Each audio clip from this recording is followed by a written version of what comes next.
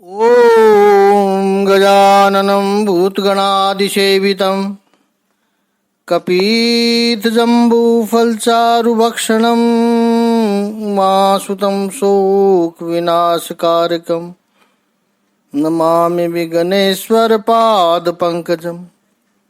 कृष्णाय वासुदेवाय हरिये परमात्मने प्रणतय क्लेशनाशाय गोविंदाय नमो नमः। ओम श्री महापुरुष देवाय नमः। ओम श्री गुरुदेवाय नमः। ओम आनंद स्वरूप भगवान की जय। ओम शांति स्वरूप भगवान की जय। हमारा चिंतन गीता अध्याय 5 श्लोक 1 पर चल रहा है। कल हमने 5वें अध्याय की शुरुआत कर दी थी। पहला श्लोक ले लिया था। प्रथम श्लोक में अर्जुन प्रभु से कह रहा है, प्रभु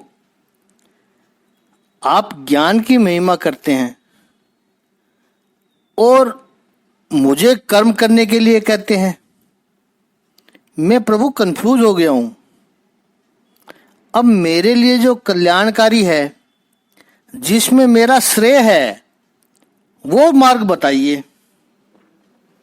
अर्जुन के इस कंफ्यूजन वाले प्रथम श्लोक से आगे भगवान श्री कृष्ण क्या उत्तर देते हैं? तो दूसरा श्लोक लिया था हमने कि भगवान ने उत्तर दिया कि मुक्ति के लिए तो कर्म का परित्याग तथा भक्तिमय कर्म यानी कर्म योग दोनों ही उत्तम है, किंतु इन दोनों में से कर्म के परित्याग से भक्ति युक्त कर्म श्रेष्ठ है।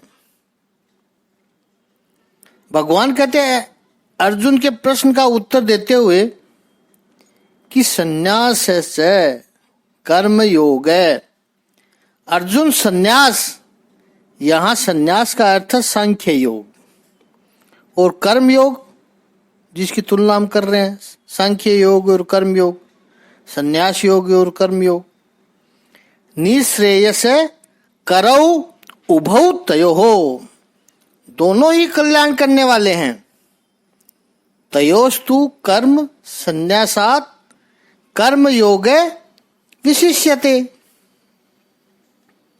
लेकिन तू पूछ रहा है तो उन दोनों में से किस में से?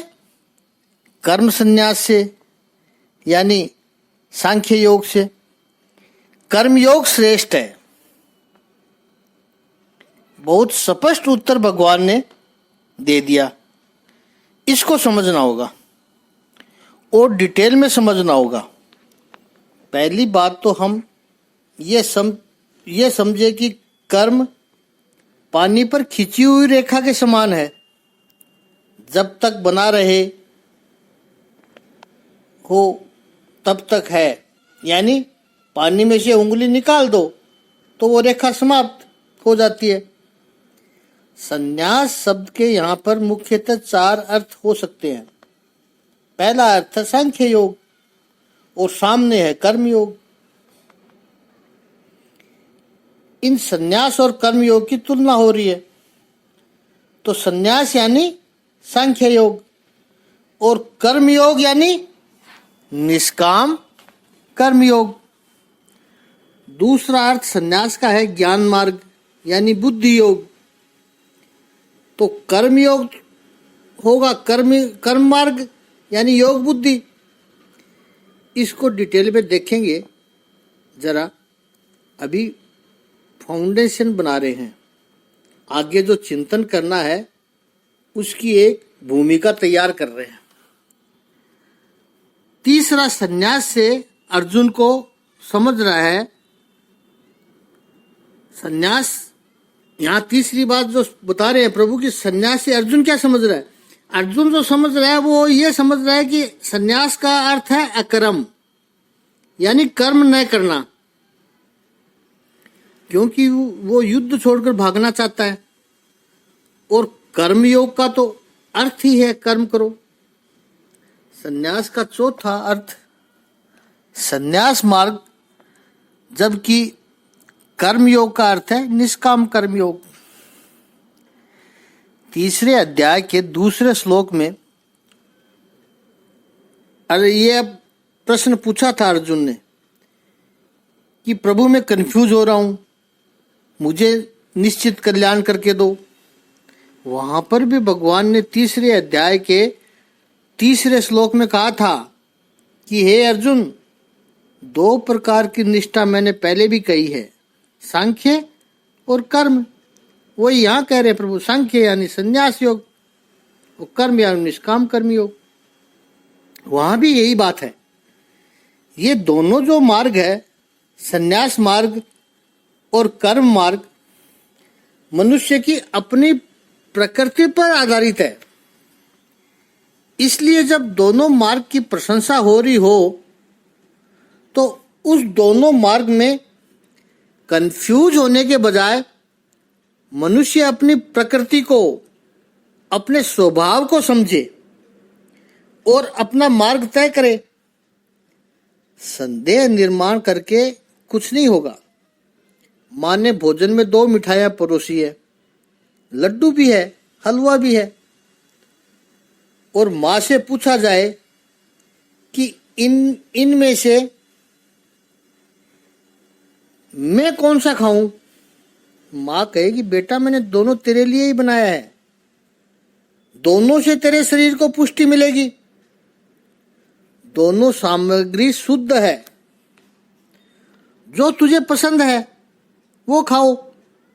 माँ ये नहीं कह सकती कि लड्डू अच्छा है और हलवा अच्छा नहीं है, वो हलवा भी उसी ने बनवाया है। संन्यास और कर्म दोनों मार्ग भगवान ने प्रशस्त किए हैं, तो भगवान ये नहीं कह सकता है कि एक अच्छा है दूसरा गलत है। गलत नहीं होता है, लेकिन तुम्हारे लिए कोई एक अच्छा होता है, ये आपकी पसंद पर निर्भर होता है, आपके झुकाव पर आधारित होता है। अर्जुन तू अपने आप को समझ, मार्ग की चर्चा करके कंफ्यूज मत हो जाओ। अपने आप को पहचान कर मार्ग पसंद करके उस पर चलने की शुरुआत करो, क्योंकि अल्टीमेटली दोनों मार्ग पहुंचते तो एक ही जगह है। लक्ष्य भिन्न नहीं है, मार्ग भिन्न हो सकते हैं। लक्ष्य तो दोनों एक ही जगह जाएगा, दोनों का मार्ग दोनों कल्याणकारी है। फिर भी अर्जुन को सामने से प्रभु कहते हैं तयोस्तु कर्म संन्यासा कर्म योगे विशिष्यते। क्यों विशिष्यते कहा प्रभु ने? कर्म संन्यास से कर्म योग श्रेष्ठ है। क्यों श्रेष्ठ है? पहली बात याद रखनी है कि सांख्य योग वाले, जिन्हें यहाँ पर अर्जुन कह रहा है संन्यास वाले, हमेशा लघुमति में ही रहेंगे।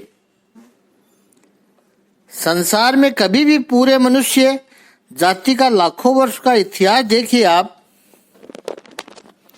संन्यास मार्ग हमेशा लघुमति में ही रहता है। क्यों? क्योंकि ज्ञानी लोग समाज में बहुत थोड़े होते हैं। अधिकतर लोगों को तो यह कह देना कि कर्म करो, तुम्हारे लिए इसमें भलाई है, उनको ज्यादा कुछ समझना भी नहीं होता है, न उनको आवश्यकता होती है। उनको बता दो ये काम करना है, इसमें तेरी भलाई है, करते रहेंगे वो। एक मर्यादित वर्ग होता है समाज में। समाज का मर्यादित वर्ग बुद्धिमान वर्ग होता है समाज का, जिनको रीजन चाहिए। वो कहेंगे पहले हमें कारण समझाओ, बाद में हम करेंगे। तो उनको समझाया जा सकता है और उनके लिए शास्त्र है। अधिकतर लोगों के लिए आवश्यकता नहीं है। इसलिए यहाँ भगवत गीता में भी भगवान श्री कृष्ण कहते हैं, कर्म संन्यासात कर्म योग विशिष्यते। आप सबको कर्म के पीछे का रहस्य समझाकर ज्ञान की परस्परसी गहन बातें करके और फिर कर्म में से निवृत्त करना वो नहीं कर सकते हैं आप। सामान्य व्यक्ति से यदि आपने कर्म छुड़ा दिया तो संसार को छुड़ाकर आप उसको जंगल भेजोगे तो वो जंगल में कुछ कर्म करेगा। उसके पास 20 बीघा जमीन थी, वो सब छोड़ दिया, आपने उसको कन्विंस कर दिया, 20 बीघा जमीन छोड़ के वो जंगल में गया, एक पेड़ के नीचे छोटी सी प्रणकुटी बांध कर रहा, लेकिन उसके भीतर का जो कर्म करने वाला व्यक्ति है वो पेड़ के आसपास की जो 2 बीघा जमीन वो साफ करेगा, उसमें बगीचा लगाएगा, उसमें फूल उगाएगा और वो फूल भगवान के मंदिर में चढ़ाएगा, फिर वो और कुछ लगाएगा, उसमें वो कुछ न कुछ करेगा, रह नहीं सकता है वो। संतों ने बड़ी सुंदर बात कही। एक व्यक्ति था, संसार में त्रस्त हो गया, पत्नी कहाँ नहीं सुनती थी, संतान गलत रास्ते पर जा रहे थे, व्यापार में नुकसान हो रहा था। ऐसी स्थिति हुई, कर्जदार बहुत बढ़ गए, चुकाने की योग्यता नहीं थी। कर्जदार रोज सुबह ही आ जाते पैसा मांगने। सब तरह से उसको अशांति हो गई, क्या करूं क्या करूं।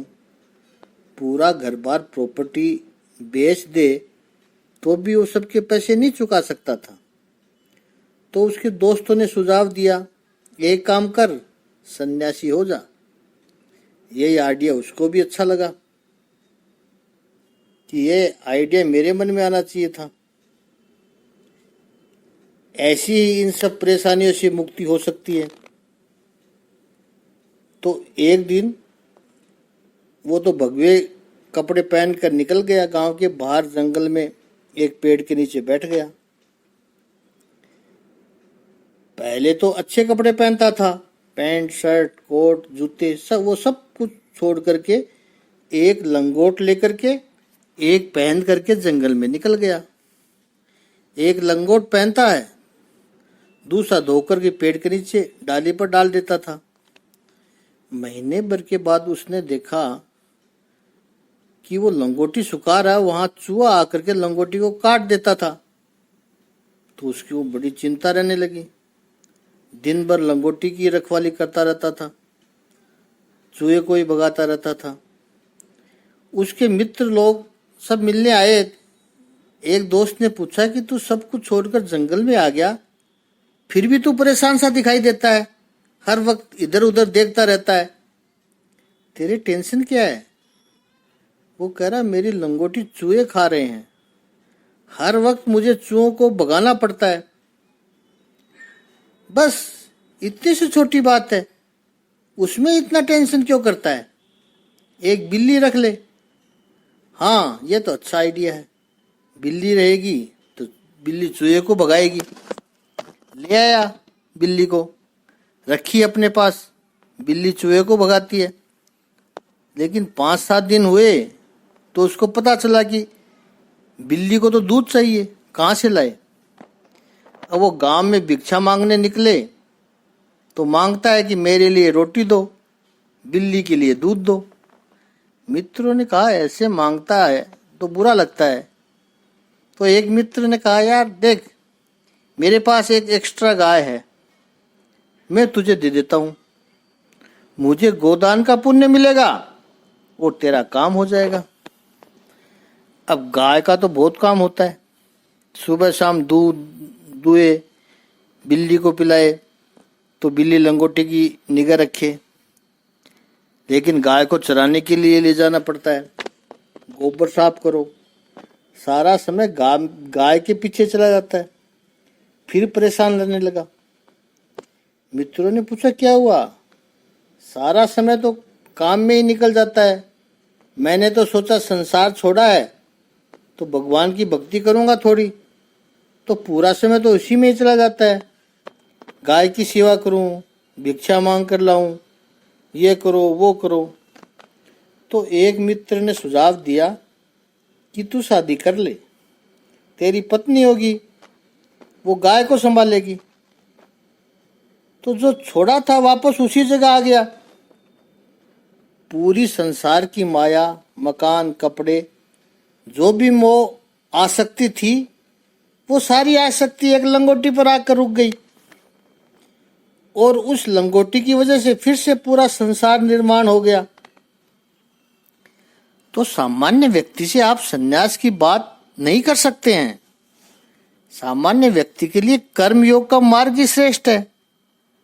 तयोस्तु कर्म संन्यासात् कर्म योग विशिष्यते। इतनी मैच्योरिटी, इतनी अंडरस्टैंडिंग कहाँ है सामान्य व्यक्ति के पास? होती नहीं ऐसी उसके पास। दूसरी बात, जब तक तीव्र वैराग्य उत्पन्न नहीं होता तब तक संन्यास दुर्गम है। वैराग्य का अर्थ तिरस्कार से संसार छोड़कर भागना नहीं है। वैराग्य का अर्थ है माया को पार कर गए, अब आकर्षण भी नहीं रहा, वो वैराग्य है। कंचन कामिनी सामने आए और आपको आंख बंद करनी पड़े, पर्दे लगा देने पड़े, महिलाओं को धक्के लगाकर दूर भगा दो, तो समझना कि अभी वैराग्य सिद्ध नहीं हुआ है। वैराग्य तो यह है कि सामने कोई भी हो, मन में कोई आकर्षण निर्माण ही नहीं होता है, तुम्हारा मन वहां जा ही नहीं रहा है, ये वैराग्य है। ये सबके बस की बात नहीं है। आंखें बंद कर देना सरल है, धक्के मारकर कंचन कामिनी को दूर करना वो और भी सरल है, क्योंकि धक्के मारने के लिए आदमी रखे जाते हैं। महात्मा जी अंदर बैठे हैं, बाहर आदमियों की ड्यूटी लगा रखी है, दूर करो सबको। ये वैराग्य नहीं हो सकता है। वैराग्य तो बहुत उच्च कक्षा की भूमिका है। तीव्र वैराग्य की अनुपस्थिति में संन्यास कभी फलित ही नहीं हो सकता है। कर्मयोग सभी के लिए सुलभ है, इसलिए भगवान श्री कृष्ण कहते हैं कि कर्म संन्यासात् कर्म योग विशिष्यते। तीसरी बात, ज्ञान निष्ठा वाले यदि कर्म करे तो भी उनका अधःपतन होता है? नहीं होता है। लेकिन कर्मयोग यदि ज्ञान मार्ग पर चला जाए, यानी संन्यास मार्ग पर चला जाए, तो उसका अधःपतन अवश्य होता है, क्योंकि उससे संन्यास का निर्वाह नहीं हो सकेगा। भगवत गीता के 18वें अध्याय के 59वें श्लोक में गीता के उपदेश का समापन करते हुए भगवान श्री कृष्ण ने रेड सिग्नल अर्जुन को दिखाया था, रेड सिग्नल बता दिया कि अर्जुन, तू भागने की तो बात करता है, लेकिन तेरा स्वभाव है वो कर्मयोगी का है। तू जीवन भर एक योद्धा रहा है, क्षत्रिय रहा है, कर्मयोगी रहा है। अब तू एक इम्पल्सिव मूवमेंट में आकर के, आवेश में आकर के एक परिस्थिति तूने देखी युद्ध के मैदान की, और तू ये छोड़कर भाग जाएगा, तो अध अहंकारम आश्रित्य न योत्से इति मन्यसे मिथेसे व्यवसायस्ते प्रकृति सत्वाम नियोक्ष्यति। इस समय कि अहंकार में आकर के नहीं कि कौरव मुझे मार डालेंगे तो चलेगा, लेकिन मैं युद्ध नहीं करूँगा, मैं अपने स्वजनों को नहीं मारूँगा, मर जाऊँगा लेकिन हाथ नहीं उठाऊँगा, शस्त्र प्रणिपात नहीं करूँगा। इस अहंकार के वश में आकर के तू यदि चला भी जाएगा अर्जुन, मैं नहीं लड़ूंगा, ऐसा संकल्प भी तू कर लेगा तो भी ये तेरी प्रकृति मिथ्या होगी, क्योंकि तेरी प्रकृति तुझे इस युद्ध में लगाएगी। तेरा स्वभाव इसमें तेरे को वापस लेकर आ जाएगा। तू कुरुक्षेत्र के मैदान को छोड़कर जंगल में जाएगा तो तू जंगल में हिरण का शिकार करने लगेगा। जंगल में यदि कोई शेर या व्याघ्र किसी गाय का शिकार करेगा तो तू उसे देख नहीं सकेगा, तू शेर पर हमला कर देगा, क्योंकि तेरी प्रकृति के भीतर क्षत्रिय है। किसी के ऊपर भी मुसीबत पड़े, किसी के ऊपर भी अन्याय हो, वो तू देख नहीं पाएगा अर्जुन। सीधा निर्बल की रक्षा करने के लिए तैयार हो जाएगा, तेरा खून खोल उठेगा। ये तेरा स्वभाव है। टेम्परेरी ठीक है, तू कह रहा है कि चला जाऊंगा, मैं चला जाऊंगा, लेकिन ये तेरे स्वभाव में नहीं है। तो कर्मयोगी यदि पात्रता के बिना संन्यास मार्ग पर चलने लगे तो उसका पतन होता है, निश्चित है वो।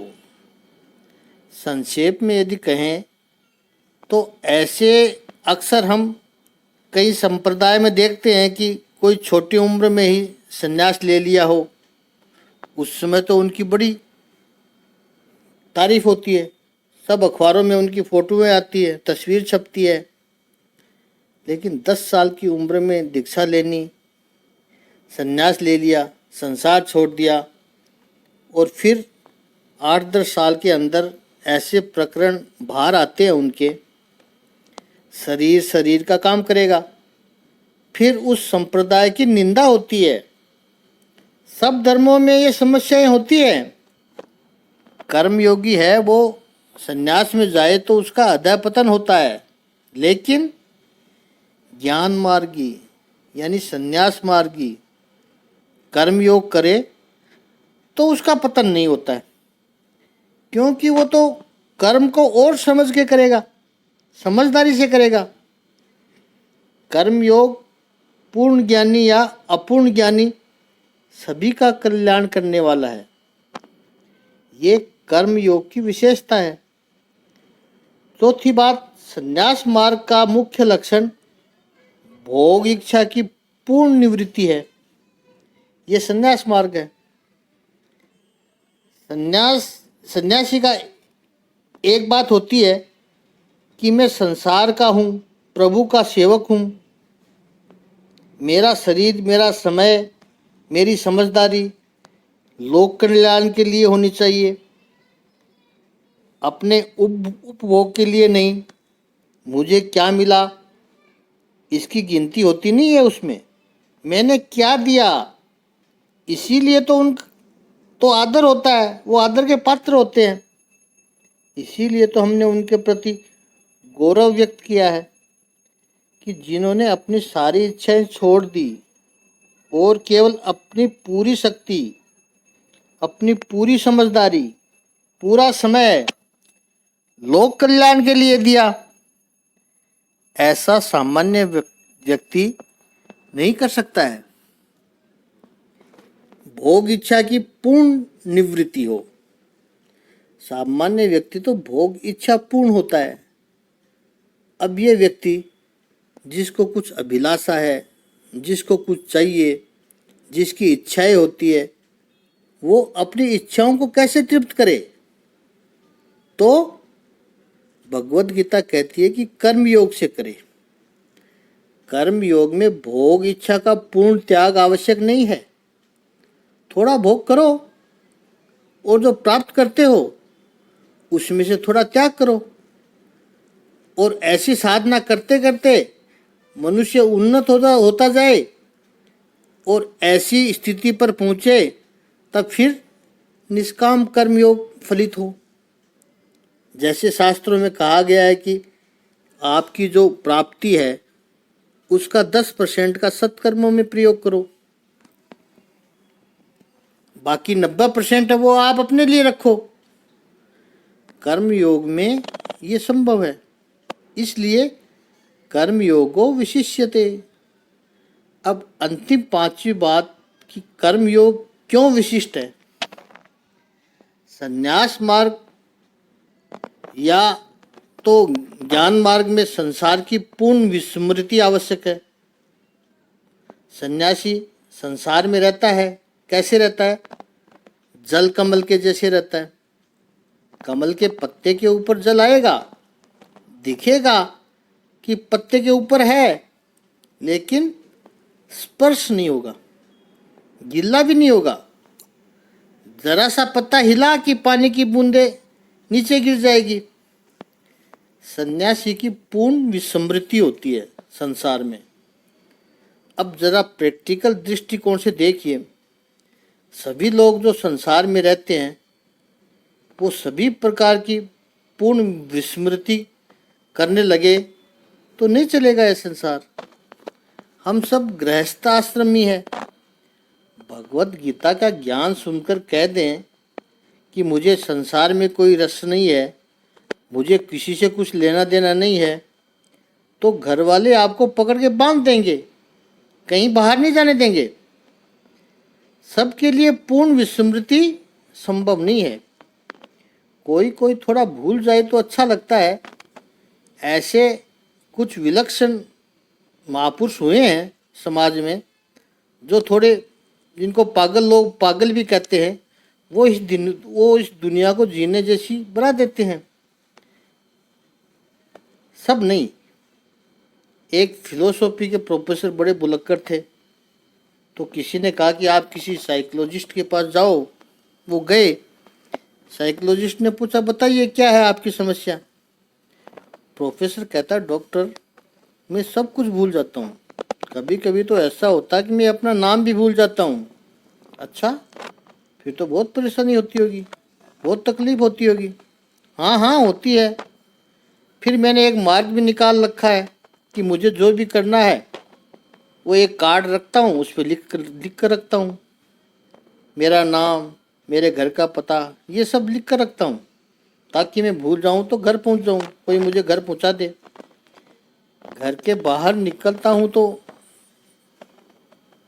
क्या काम करना है वो भी उस कार्ड में लिख देता हूँ, ताकि भूल न जाऊँ।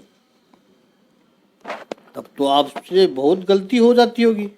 हाँ हाँ, गलती तो होती है। ऐसी ऐसी गलती हो जाती है कि घर से बाहर निकलते समय जो काम वाली बाई है उसको टाटा करता हूँ और पत्नी से पूछता हूँ कि काम हो गया सारा आज का तेरा। कभी कभी ऐसी तकलीफ हो जाती है। कभी कभी पत्नी से भी पूछ लेता हूँ कि पगार ठीक है ना तेरा, कम पड़े तो बता देना। डॉक्टर कहते ये बीमारी कब से है आपको। तो प्रोफेसर ने पूछा कौन सी बीमारी।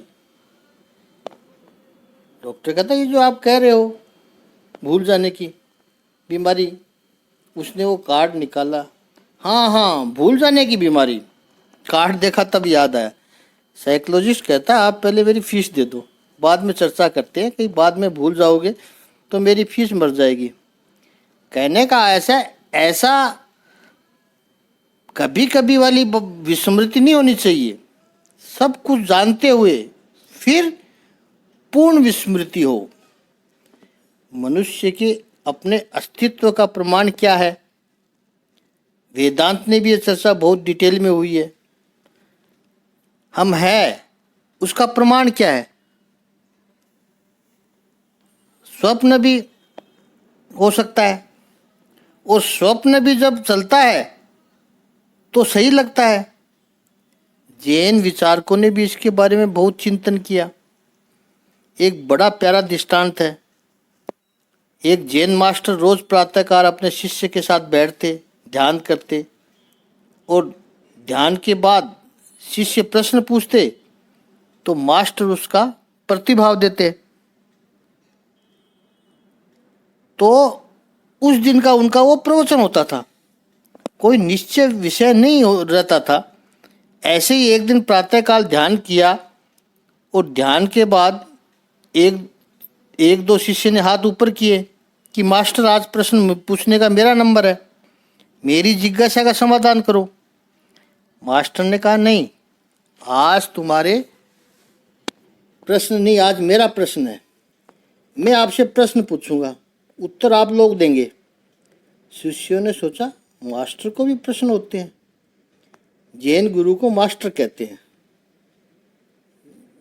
जैन में गुरु को मास्टर कहते हैं, मास्टर को भी प्रश्न होते हैं।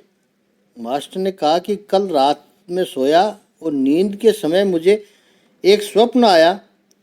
स्वप्न ऐसा आया कि मैं एक बटरफ्लाई बन गया हूँ, तितली बन गया हूँ। यह स्वप्न देखा मैंने। शिष्यों ने कहा ठीक है, लेकिन इसमें प्रश्न क्या है? मास्टर ने पूछा प्रश्न यह है कि मैं असल में क्या हूँ, मैं तितली हूँ या मनुष्य हूँ? शिष्यों ने कहा मास्टर यह भी कोई प्रश्न है, आप तो मनुष्य हो, आप हमारे मास्टर हो, आपने हमें इतना ज्ञान दिया है। नहीं, इतनी उत्तर देने की जल्दबाजी मत करो। जब वो स्वप्न चल रहा था कि मैं तितली हूँ, तब मुझे बिल्कुल ऐसा ही लग रहा था कि मैं तितली हूँ। स्वप्न जब चल रहा हो तो वो सत्य लगता है, ये स्वप्न का लक्षण है। वो तो स्वप्न जब पूरा हो जाए तब पता चले कि स्वप्न है, सुबह उठे तब पता चलता है।